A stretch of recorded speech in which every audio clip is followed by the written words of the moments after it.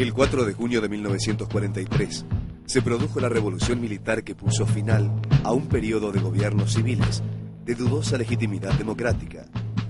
Esta revolución, conducida por un grupo de militares nacionalistas pertenecientes a la agrupación GO, aunque híbrida en su composición, venía trabajando desde hacía tiempo en un proyecto político alternativo al que se había desarrollado durante la década del 30. En este contexto, se destacó un joven coronel, Juan Domingo Perón.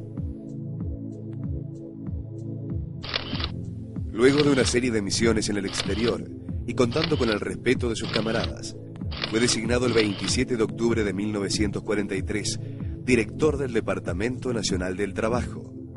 Desde allí, inició una clara política de acercamiento a obreros y a dirigentes sindicales, colocando la política obrera en un lugar destacado de ese gobierno que permitió, entre otros, elevar la categoría de ese departamento a Secretaría de Trabajo y Previsión, convirtiéndolo a Perón en secretario de Estado.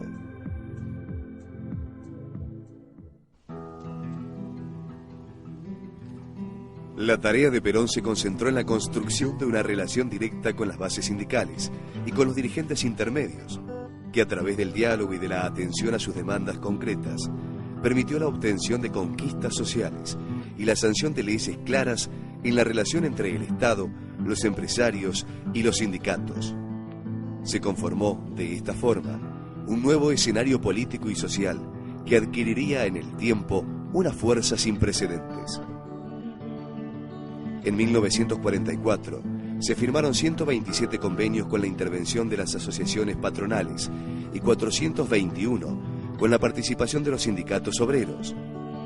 Así comenzaban a concretarse importantes aspiraciones largamente anheladas por los trabajadores argentinos: aumento de salarios, régimen de indemnizaciones, vacaciones pagas, estabilidad laboral. En 10 meses, la Secretaría de Trabajo y Previsión incorporó mediante decretos a millones de personas a los beneficios del régimen jubilatorio y creó reglamentaciones y organismos específicos, tales como el Estatuto del Peón de Campo y los tribunales de trabajo. La proyección política que obtuvo Perón desde la Secretaría de Trabajo y Previsión, sumada al poder acumulado como vicepresidente de la Nación, nombrado en julio de 1944, y ministro de Guerra, le atrajo enemigos que conformaron una fuerte oposición que aglutinaba a aquellos sectores que veían amenazados sus intereses por esta nueva política y el poder que cobraba este joven coronel. En junio de 1945, los más importantes empresarios del país habían lanzado un manifiesto en el que se le exigía al gobierno que rectificara su política social. Días después, los sindicatos realizaron una manifestación de apoyo a Perón frente a la Secretaría de Trabajo y Previsión. El gobierno creyó poder controlar la situación encarcelando a los más virulentos opositores, lo que encendió aún más los ánimos. El 19 de septiembre los opositores a Perón organizaron la Marcha de la Constitución y de la Libertad, en reclamo de un poder más amplio para la Corte Suprema de Justicia, poder que representaba el viejo orden.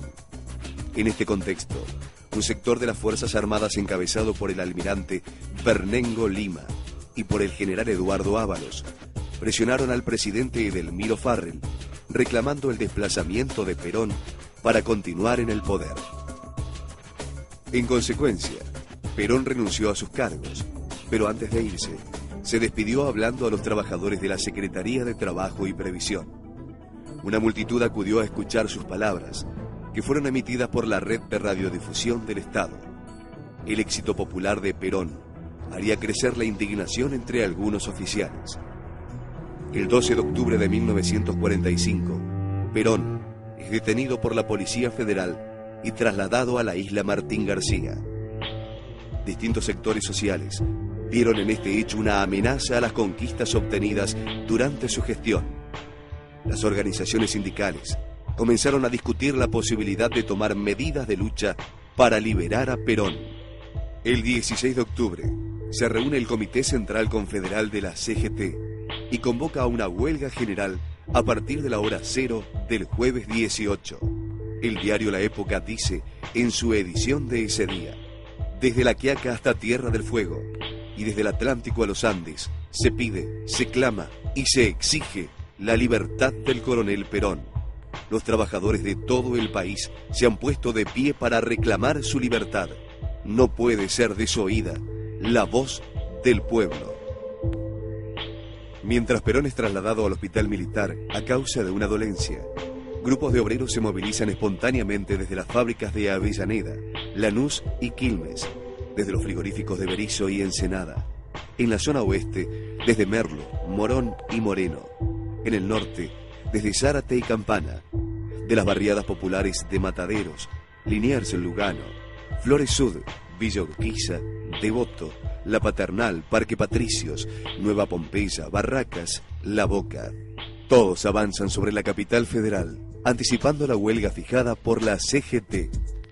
La Época reseña: cerraron los puentes del Riachuelo, pero el pueblo utilizó los ferrocarriles.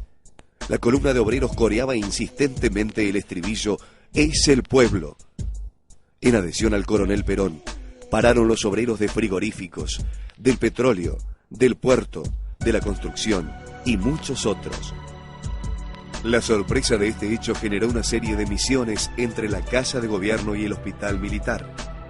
El gobierno le pide a Perón que intervenga en esta situación y que imponga la calma entre sus seguidores.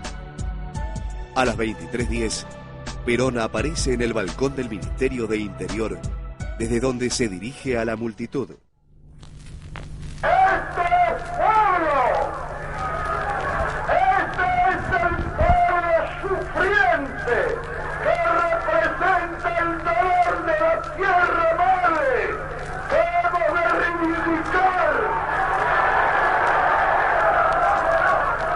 ¡Es el pueblo de la patria! ¡Es el mismo pueblo que en esta histórica plaza pidió frente al Congreso que se respetara su voluntad y sus derechos!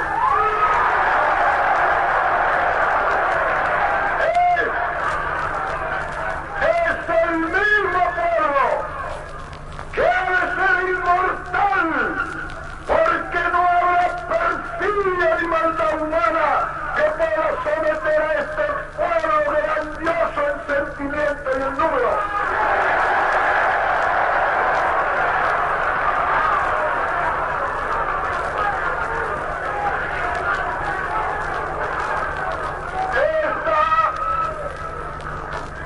Esta verdadera fiesta de la democracia, representada por un pueblo que marcha horas a pie para llegar a pedir a sus funcionarios que cumplan con su deber para llevar el derecho de la democracia.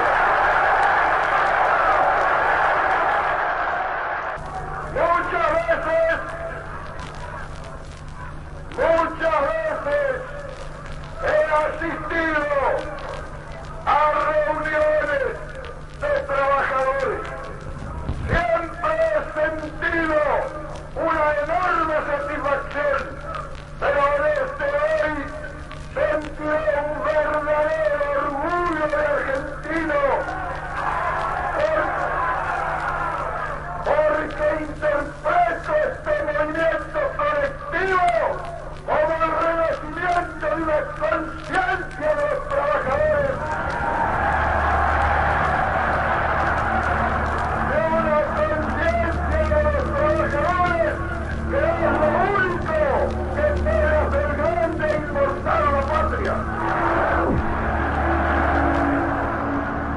Obreros y trabajadores, el pueblo en la calle, no solo consiguieron la libertad de Perón y el mantenimiento de sus conquistas, sino que inauguraron una manera de hacerse escuchar, una nueva era política.